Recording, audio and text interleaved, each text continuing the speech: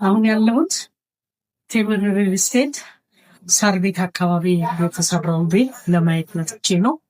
ያየሁት ነገር እጅግ በጣም የሚያስገርም የሚያስደንቅ ነው። በዚህ መልኩ በጥራት ተሰርቶ ለሰዎች ማድረስ መቼም ቴምር በጥራቱ ይለያል ነው።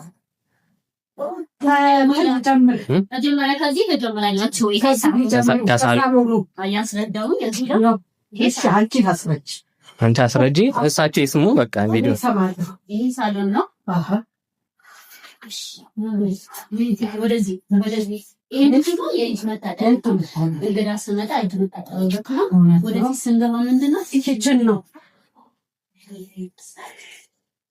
እንደዚህ ትንሽ ሆኖ ነው የምትሰሩት? አይ በሳሚና በፉል አለው ልዩነት። በፉል ከፈለጉ እንደዚህ በፉል ይሆናል። በሳሚ ከፈለጉ ደግሞ በሳሚ ይሆናል።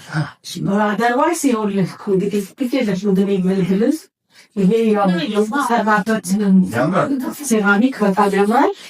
በጣም ዝግ ነው፣ ኦፕን ኪችን አይደለም። ዋቴቨር ግን ይሄን ይመስላል። እዚህ ሳሉ በያው አዎ ሰከር እሱም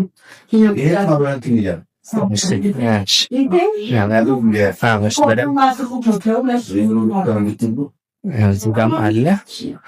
ጋ ፍሪጅ ይገጠማል። ኤቭሪቲንግ ይሄ ኮመን ባዝሩም ነው። ይሄ ኮመን ባዝሩም ነው። የሁለት ልጆች መኝታ ቤቱ ባዝሩም ነው። ይሄ ደግሞ ምንድነው ስቶር ወይም ደግሞ ሰራተኛም ቢሆን ያድርበታል። ስቶርም ይሆናል። ይሄ አንደኛው የልጆች መኝታ ቤት ነው። this is one ይሄ ሁለተኛው የልጆች ቤት አጠገብ ነው። ደግሞ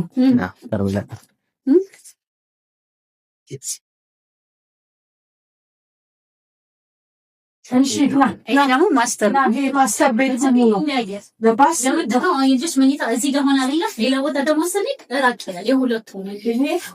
ማስተር ቤድሩሙ ነው። ማስተር ቤድሩሙ ያው በዚህ መልኩ ነው። ባልከኒ ያለው በባልከኒው በዚህ ይታያል። አይዱዬ ይሄ ያው ክሎዜትና የድሬሲንግ ምናምኖች እዚህ ጋር አሉ።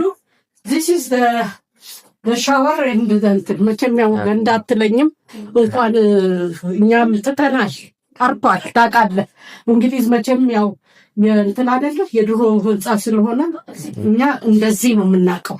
አሪፉ ሄዶ ቀርቷል። ስለዚህ የልጆችም መኝታ ቢሆን ክሎዝድ ሆኖ እንትን ለመስማትም ለመቆጣጠር የሚያችበት መልኩ በመሆኑ በጣም ፐርፌክት ነው። እውነት ለመናገር በጣም ይሄ እንግዲህ